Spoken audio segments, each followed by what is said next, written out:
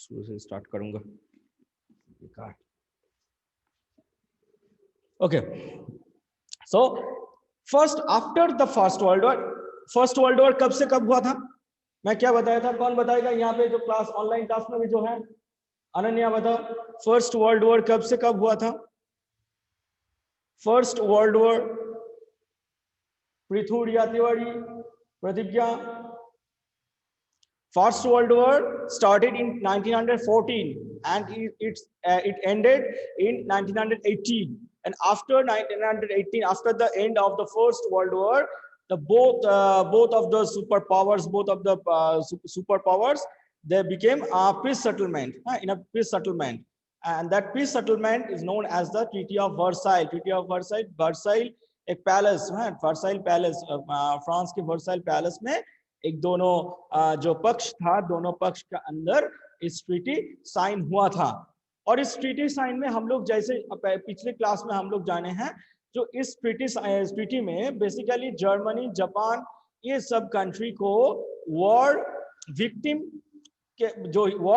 जो हुआ था, इसके वही सब कंट्री जैसे इंग्लैंड, फ्रांस, ये इंग्लैंड, जर्मनी, जापान, ये कंट्री को वॉर क्रिमिनल बनाया।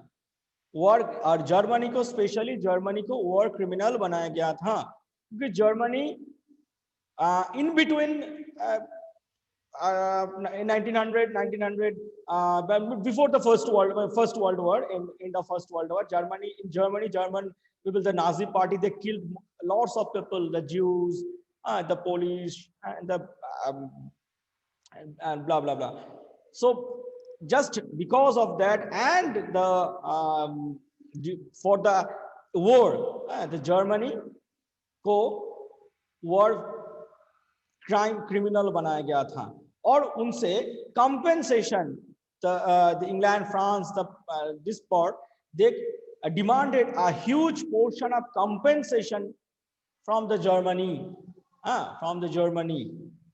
जर्मनी से एक ह्यूज अमाउंट का कंपेंसेशन ये मांगा गया था, जो कंपेंसेशन से बोला गया था, इस तुम्हारे कारण इतना कुछ डिस्ट्रॉय हुआ, तो ये सब कुछ डिस्ट्रॉय हुआ, तो ये सब कुछ अभी तुम्हें ही उसको भरपाई करना है, तुम्हें इसको भरपाई करोगे, ये उनको बोला गया था जर्मनी के सामने।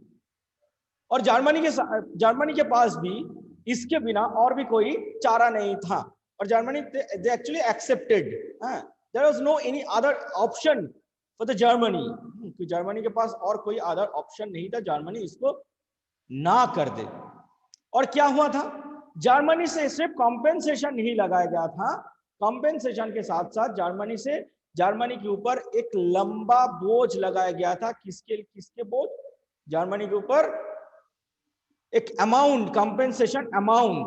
और जर्मनी के पास से जर्मनी का जितना सारा, जर्मनी का जो अल्सास लोरेन, ये ऐसे जो एरियाज था जहां से जर्मनी का कुछ इनकम हो सके, अल्सास लोरेन एक मिनरल्स वहां पे ज्यादा मिलता था, उस एरिया से कोल माइंस था, आयरन माइंस है, उस जगह, ये सब जगह फ्रांस और ये बाकी कंट्रीज, ये लोग अपने आपस में डिस्ट्रीब्यूट कर लिया था, आपस में अपने आप ले लिया था, जब कुछ साल के लिए उसके वहां से जितना कोल का इनकम होगा तो वो फ्रांस के पास जाएगा, वहां से जो आयरन का इनकम जाएगा इंग्लैंड के पास जाएगा, ऐसे आपस में बांट लिया था।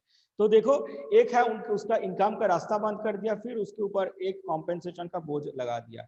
तो जर्मनी के लिए ये बहुत एक टफ चीज हो गया था, जो इस सिचुएशन को जर्मनी हैंडल करे, क्योंकि जर्मनी के पास देने के लिए पैसा है नहीं, जो था, जो नाजी गवर्नमेंट उसको सब खर्चा कर दिया वॉर करने के लिए, उसके लिए खर्चा कर दिया था। ठीक है, अभी क्या हुआ इस सिचुएशन में, इस सिचुएशन में जर्मनी में एक गवर्नमेंट, किसी तरह से एक गवर्नमेंट बना था। ये गवर्नमेंट का मेन सेंटर था वाइमर एक जगह का, एक सिटी का नाम था। जैसे हमारा कैपिटल क्या है? दिल्ली, इंडियन गवर्नमेंट को दिल्ली गवर्नमेंट भी बोल सकते हो। यूपी गवर्नमेंट का कैपिटल क्या है? लखनऊ है, लखनऊ कैपिटल। तो इसको मेन सेंटर है लखनऊ। तो जर्मनी में इस टाइम फर्स्ट वर्ल्ड वॉर के बाद जो गवर्नमेंट बना था, उस गवर्नमेंट का मेन सेंटर था, जो मेन कैपिटल सिटी था वाइमर। इसीलिए उस गवर्नमेंट को बोला जाता है वाइमर रिपब्लिक। वाइमर रिपब्लिक के सामने आ गया बहुत बड़ा एक मुसीबत। वाइमर रिपब्लिक उनके उसके पास भी कुछ नहीं है। उसको देखो सिचुएशन उसके पास है जो इंटरनल एक्सटर्नल चारों तरफ से उसके पास प्रॉब्लम ही प्रॉब्लम है। इंटरनल प्रॉब्लम क्या है? इंटरनल प्रॉब्लम, इतना वॉर हुआ, फर्स्ट वर्ल्ड वॉर हुआ, फर्स्ट वर्ल्ड वॉर के वजह से इतना सारा नुकसान हुआ। अरे उनका अपना भी तो नुकसान हुआ था, अपना कंट्री का भी तो नुकसान हुआ था। तो उस नुकसान को भरपाई करना, जो रिकॉन्स्ट्रक्ट, अपने कंट्री का रिकॉन्स्ट्रक्ट करना। सेकंड क्या था? सेकंड है एक स्टेबल गवर्नमेंट बनाना। जब देश में ऐसा इतना बड़ा कुछ एक वॉर में पार्टिसिपेट किया कंट्री, उसके बाद उसके लिए सबसे बड़ी बात है एक स्टेबल गवर्नमेंट बनाना। जैसे आफ्टर इंडिपेंडेंस इंडियन गवर्नमेंट के पास सबसे बड़ा जो इंटरिम गवर्नमेंट, जो बीच में जो गवर्नमेंट बना था, उसके सामने सबसे बड़ा चैलेंज क्या था? एक कॉन्स्टिट्यूशन बना के एक स्टेबल गवर्नमेंट तैयार करना। जो स्टेबल गवर्नमेंट मीन्स जो गवर्नमेंट एक स्टेबिलिटी दे सकता है, जो एक कंट्री का डेवलपमेंट कर सकते हैं। तो वाइमर रिपब्लिक से लोगों का, जो लोग चाह रहे थे उनसे बहुत कुछ, लोगों का कॉमन जर्मन पीपल का डिमांड इतना सारा था, जैसे ये सब कुछ करना पड़ेगा आपको अभी। और इसके साथ साथ जो फॉरेन कंट्रीज, इंग्लैंड, फ्रांस, उसके ऊपर बोझ लगा दिया कॉम्पेंसेशन का। जो कॉम्पेंसेशन का बोझ उसको उठाना पड़ रहा था। तो इकोनॉमिकली, पॉलिटिकली, सोशली, हर जगह से वाइमर रिपब्लिक के सामने खतरा ही खतरा था। सिचुएशन उसके सामने खराब हो गया। और धीरे धीरे हम देखेंगे वाइमर रिपब्लिक का जो यही वीकनेस है, वाइमर रिपब्लिक एक स्टेबल नहीं है, उसका जो वीकनेस, इस वीकनेस को हिटलर और नाजी पार्टी इसको हथियार बनाया था। उन लोगों को ये बोलना था जो ये गवर्नमेंट अनस्टेबल गवर्नमेंट है, ये गवर्नमेंट एक वीक गवर्नमेंट है, ये गवर्नमेंट कभी जर्मन पीपल का डेवलपमेंट नहीं कर पाएगा, इसको हटाना चाहिए। हिटलर इसमें कुछ अपना दिमाग को भी इस्तेमाल किया, कुछ पॉलिटिक्स खेला, और कुछ उनके था लोगों को मोटिवेट किया, जो अपने बातों से उन्होंने मोटिवेट किया। तो देखो चैप्टर में क्या लिखा है। The birth of Weimar Republic. Germany, a powerful empire in the early years of the 20th century, fought the First World War alongside the Austrian Empire and against allies. Allies power में क्या कौन कौन था? Allies, England, France and Russia. England, France and Russia all joined the war enthusiastically, hoping to gain from a quick victory. All of them, Germany के साथ war में साथ निभाया था ऑस्ट्रियन एम्पायर सब ने, एक एंथुसियाज्म के साथ। उस एंथुसियाज्म का कारण यह था जो हम लोग जल्दी वॉर में हमें विक्ट्री मिलेगा। Gain from a quick victory.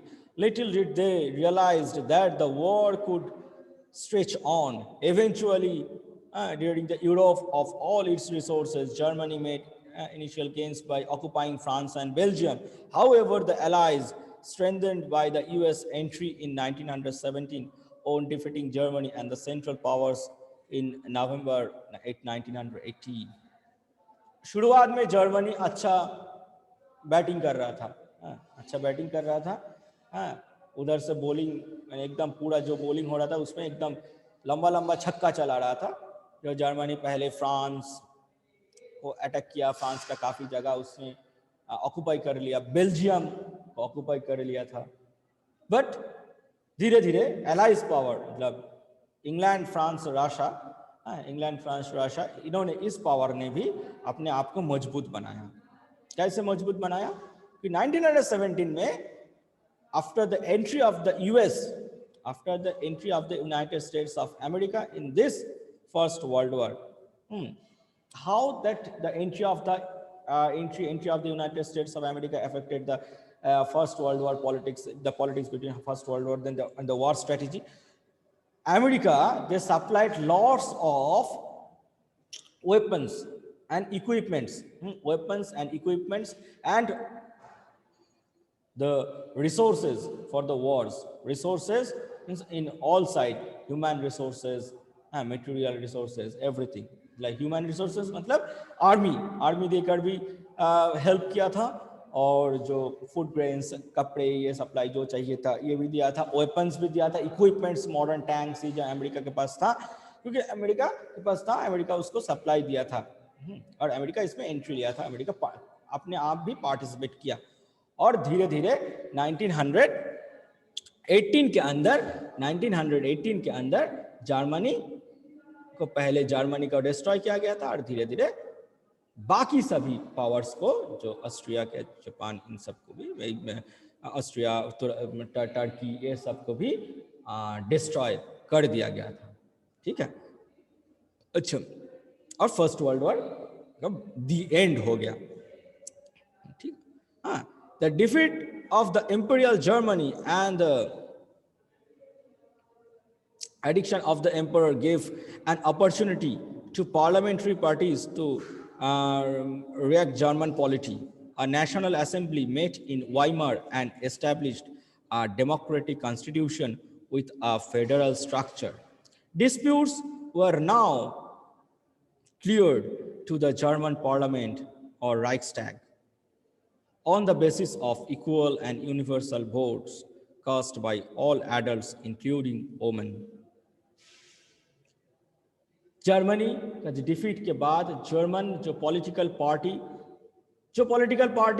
ये नहीं चाह रहे थे फर्स्ट वर्ल्ड वॉर में जर्मनी पार्टिसिपेट करे, जर्मनी कोई ऐसा बड़ा खतरा, अपने आप के लिए कोई खतरा उठाए, जो पॉलिटिकल पार्टी जर्मनी के अंदर का पॉलिटिकल पार्टी डिमांड कर रहे थे।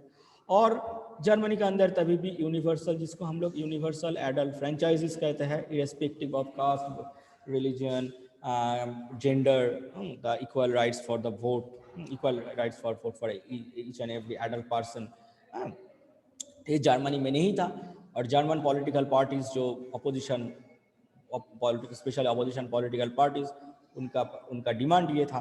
तो जब भी जर्मनी का डिफीट हो गया,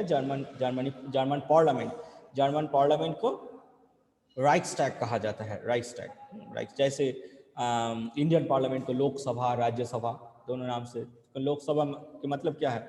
यूनियन पार्लियामेंट, सेंट्रल पार्लियामेंट, जानते हो तो। Rajya Sabha upper house, Lok Sabha lower house. ऐसे जर्मन पार्लियामेंट को राइक्सटैग नाम से जाना जाता है। राइक्सटैग में एक मीटिंग हुआ नेशनल असेंबली का, और उसमें वो कहाँ हुआ था? वाइमार में। और एक वाइमार में एक मीटिंग हुआ राइक्सटैग में, और एक डेमोक्रेटिक गवर्नमेंट बनाया गया था। उसके पहले नेशनल असेंबली एक कॉन्स्टिट्यूशन बनाया था, जो कॉन्स्टिट्यूशन में एक स्टेबल डेमोक्रेटिक गवर्नमेंट बनाने का बात बोला गया। डेमोक्रेटिक गवर्नमेंट कैसे बनेगा? On the basis of universal adult franchises, जो जर्मनी में पहले, इसके पहले नहीं था। Voting right, the women also got their voting rights.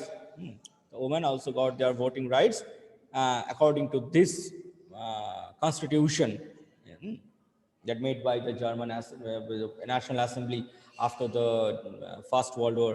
This republic, however, was not received well by its own people, largely because of the terms it is forced to accept after Germany's defeat to the end of the First World War. But इस government German people से इतना ज़्यादा accepted नहीं था, क्योंकि इस government ने पहले जो war after the defeat of the in the war, after the defeat in the first world war, they accepted the amount of the compensation, they accepted the amount of the compensation that was allotted by the allotted in the peace treaty of the Versailles, peace treaty of the Versailles के peace treaty में जो amount मांगा गया था उनसे, उस amount को उन्होंने एक्सेप्ट कर लिया था। इसको तुम टेक्निकली टैक्टफुली देखोगे तो इसमें ऐसे है जो उसके सामने और भी कोई चारा नहीं था. But German people, German own people, they not accepted, they were not accepted that peace treaty, because इस पीस ट्रीटी जर्मनी के लिए एक तरह का, जर्मनी का लिए डिसरेस्पेक्ट था, क्योंकि जर्मनी के ऊपर सारे कॉम्पेंसेशन का बोझ लगाई दे गया था. अरे युद्ध जब, एक वॉर जब स्टार्ट हुआ, वॉर में तो दोनों पक्ष ही पार्टिसिपेट किया, तो दोनों पक्ष का ही तो कुछ ना कुछ नुकसान हुआ. तो एक कंट्री क्यों इसका भरपाई करे, ये जर्मनी का, जर्मन पीपल का मेन कहना था. तो मैं अकेला क्यों इसको ये करे. और इंडिया में इसी समय खिलाफत, दुनिया भर के खिलाफत मूवमेंट स्टार्ट हुआ था. Actually Turkish emperor was known as the खलीफा, the supreme chief of the Islamic state, Islamic order, Islamic order का जो सुप्रीम चीफ, जो सुप्रीम गुरु जिसको माना जाता है, जो खलीफा कौन था? टर्की, जो टर्किश जो एम्परर, उसको माना जाता है. टर्की फर्स्ट वर्ल्ड वॉर में जर्मनी के साथ दिया था, जर्मनी इटली के साथ दिया था. अभी इसमें जब भी फर्स्ट वर्ल्ड वॉर में इस टर्की का भी, टर्किश एम्परर का भी डिफीट हुआ. जब भी टर्किश एम्परर का डिफीट हुआ, टर्किश एम्परर को एकदम स्मैश कर दिया गया, तो उसको हटा दिया गया था. इसका मतलब जो इस्लामिक वर्ल्ड का, इस्लामिक ऑर्डर, इस्लामिक वर्ल्ड का जो सुप्रीम गुरु, जो सुप्रीम स्पिरिचुअल हेड का पोस्ट ही खत्म कर दिया था. किसने? इंग्लैंड ने. इंग्लैंड, फ्रांस, रशिया, इस एलाइज ने, एलाइज पावर्स जो था, इसके अगेंस्ट में इंडिया में भी स्टार्ट हुआ था खिलाफत मूवमेंट. जो खलीफा, the post of the supreme head of the Islamic order, the supreme head of the spiritual head of the Islamic order, the खलीफा को फिर से ले आओ अपनी जगह. और इसके लिए इंडिया और काफ़ी दुनिया में भर के, इंडिया के जगह जगह खिलाफत मूवमेंट मुस्लिम्स ने स्टार्ट किया था, खिलाफत मूवमेंट. और महात्मा गांधी इस समय 1919 में एक मूवमेंट कर रहे थे. बोल सकते हो कौन सी मूवमेंट? डांडी मार्च. इस टाइम डांडी मार्च हुआ था. Non cooperation movement, civil disobedience movement, कौन सा हुआ था? Non cooperation movement. तो गांधी जी के सामने भी एक ऑप्शन आ गया. गांधी जी मुस्लिम्स लोगों को अपने मूवमेंट के साथ जोड़ने के लिए, गांधी जी 1919 में जो नॉन कोऑपरेशन मूवमेंट स्टार्ट किया था, उसके साथ मुस्लिम्स लोगों को जोड़ने के लिए उन्होंने खिलाफत मूवमेंट को भी सपोर्ट कर दिया था. और जो मुस्लिम्स भी गांधी जी के साथ आके नॉन कोऑपरेशन मूवमेंट में एक साथ पार्टिसिपेट किया था. तो देखो, एक घटना हुआ है वर्साई का ट्रीटी, उसके लिए इंडिया को भी इफेक्ट किया था. नेक्स्ट देखो, the peace treaty at the Versailles with please underline the Versailles. Versailles का spelling देखना. The peace treaty of Versailles with the Allies was a harsh and humiliating peace. This was very much harsh and humiliating for the Germany. Germany lost its overseas colonies, a tenth of its population. Germany का overseas जितना बाकी, जैसे India England का colony था, तो ऐसे Germany का भी दुनिया भर के बहुत सारे कॉलोनी था. ये सब कॉलोनी जर्मनी का हाथ से क्या हुआ? चला गया. जर्मनी का हाथ से चला गया, वो एलाइज पावर उसको ले लिया. और इसके साथ साथ उस कंट्री में रहने वाला जो tenth of the its population, वो भी जर्मनी के हाथ से निकाल गया. 13% of its territories, 75% of its iron and 26% of its coal to France, Poland, Denmark and Lithuania. Germany का जो कोल माइन, आयरन माइन, सारे चीज़ें, टेरिटरीज, उसका आसपास के जो economically improved, economically developed territories सभी चला गया किसके पास? कभी उसको ऑक्युपाई कर लिया था फ्रांस, पोलैंड, डेनमार्क, लिथुआनिया, ये आपस में बांट लिया था. पहले दिन मैं क्लास में बोला था, याद है?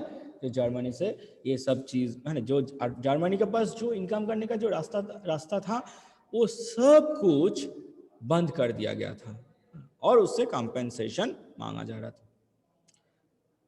The war guilt plus held in the Germany responsible for the war and the damage of the Allies countries suffered. Germany was forced to pay compensation amount of 6 billion. The Allies armies also occupied the resource-rich Rhineland for much of the 1920s. Many Germans held the new Weimar Republic responsible for not only the defeat in the war but the disgrace at the Versailles. इतना कुछ Germany के साथ हुआ, Germany का सारे territories चला गया, उसका उस टेरिटरीज का पॉपुलेशन चला गया, जर्मनी का कोल माइन चला गया, आयरन माइन चला गया, किसके पास चला गया? जो वॉर में जिसको विक्ट्री मिला था उस पार्टी के, उस पोर्शन के पास चला गया, फ्रांस के पास चला गया, लिथुआनी के पास चला गया, डेनमार्क के पास चला गया, पोलैंड के पास चला गया। जिस सब कंट्री को जर्मनी ने अटैक किया था, जर्मनी जो कंट्री जर्मनी के कारण जिसको नुकसान हुआ था before and during the first world war के पहले क्या फर्स्ट वर्ल्ड वॉर के बाद यहाँ पे हुआ था, जर्मनी उसी सब कंट्री को दे दिया गया था according to the treaty of Versailles. तो और इसी कारण जर्मन पीपल वाइमार रिपब्लिक को दोषी मानते थे, क्योंकि वाइमार रिपब्लिक के कारण वाइमार रिपब्लिक का जो गवर्नमेंट, इन्होंने एक स्ट्रॉन्ग डिसीजन नहीं ले पाया, इन्होंने बोल्ड डिसीजन नहीं ले पाया, और due to the lack of this boldness, due to the lack of strongness of the government Weimar that led from the Weimar से लीड किया जाता जर्मन पीपल, उनको वाइमार रिपब्लिक वाइमार गवर्नमेंट को इसके लिए दोषी माना, और जर्मनी के अंदर फिर से और एक पॉलिटिकल इंस्टेबिलिटी ये स्टार्ट हो गया था। Okay, so today I am finishing in here. Just read this portion. Okay, all of you, bye bye. फिर नेक्स्ट वीक मिलेंगे मंडे।